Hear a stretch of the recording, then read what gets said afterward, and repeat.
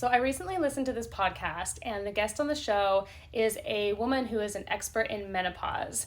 And I'm going to play a snippet of this podcast right now, and I think it's important for women especially to listen to, because she's talking about women's healthcare and how women's healthcare has been treated very differently over the years, and I think this is so important to listen to. So I'm going to play the snippet. Please bear with me. It's about 90 seconds long. I want you to hear what she has to say because it has me shook, something that she shared, and I just want you guys to hear it too, and then I'll be right back to give my little 2 cents because I have some words. So listen to it. Please bear with me. Listen to the whole thing. And so we'd have these women coming in midlife, and they had multiple complaints. They didn't feel good. They weren't sleeping. They were gaining some weight. They were, aching. They, just this laundry list of things that were a little on the vague side. And my upper levels would say, oh gosh, good luck with that. You've got a WW on your hands. And that was code. We never wrote that in the chart. This was not taught to me by faculty. This was just kind of a handed down in the lore of training. And a WW was a whiny woman. And that was code. And now I know that she was perimenopausal, suffering from her list of symptoms, of now which we've categorized about 70. And they were frustrated because they didn't think they could help her. Now remember, the Women's Health Initiative, which was a study that was supposed to do a lot of good for women, it was originally designed, and it was stopped in 2002. That was the end of my training program, was 2002. So I come from one of the last groups of physicians in the U.S. that were ever trained in hormone replacement. I'm going to stop it right there. I'm shook. This code, that was never really written in the charts, but it was a code that was used as terminology as a whiny woman. Oh, you got a WW on your hands. A whiny... Women are coming in with these symptoms, which is happening to a lot of women right now. A lot of women, especially my age, I'm 43, getting into those symptoms, that things are changing, they're vague, they're subtle, and just trying to figure out how to get ahead of it. What's everyday life and what's hormone imbalances, and there's all these things going on. But, and there's a lot of women right now going to doctors, and I've spoken to many women, like women I've worked with, women who I'm friends with, who have been going to the doctors over the last couple of years that are around my age, even younger, and because this can happen in your 30s.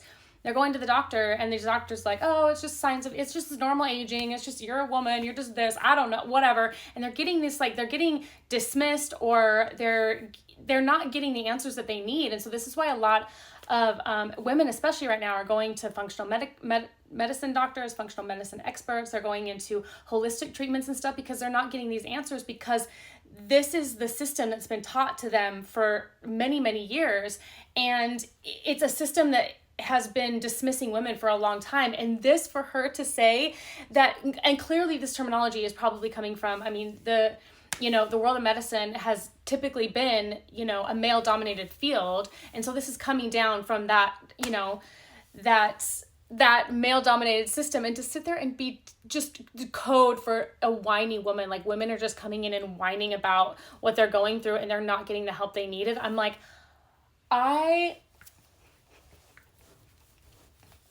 whiny, what? I don't even know. I feel like I'm shook, and I feel like I just don't even have the words. I wanted to get on here and show people this so that you can see, especially as a woman, if you feel like you've been dismissed lately, that the system is designed to sort of cast us aside like we're fucking crazy when we're not. So if things are going on with you, keep trucking, keep asking questions, get the help you need. Keep looking for answers, because they're out there, because it's not just aging. It's not just because we're women. It's not just, oh, sorry, this is just, the nature of getting older. It's like, no, if something is going on with you, listen to your intuition, because you got it, and keep going and keep finding, because there's answers out there. There's ways to do things holistically, nutritionally, through exercise, through hormones, through medications, whatever means necessary, but there are answers out for you. And you're not crazy, and you're not fucking whiny. That's for sure. And go ahead and go listen to this podcast too. A Diary of a CEO is one of my favorite podcasts out there. He has amazing guests from all walks of life. Check it out. Check out this episode because it's worth a listen. And I'm going to hunt down this doctor to do some research on her too, because I feel like she has a lot to say as well. So thought I would just share that with you guys. Just a little tidbit for the ether. Just soak it up. Soak it up, women out there, because this is the shit that we go through. So let's keep rising above and let's get our answers and let's stay strong. Let's do it. Let's get out there and be the strong women that we are and figure out what we deserve, because it's definitely not that. Also, while we're on this topic, I think I'm actually going to go live later to talk more about this, not only more about this specific topic, because it just irks me and I think I have more to say about it. But there are a couple other women's health and mental health topics that I want to dive into, and I'm feeling like a live would be the best way to go so that I can be my rambling self. So stay tuned or look out for my live in a little bit after I run a few errands. So look for the live and we can chat about all this good stuff later.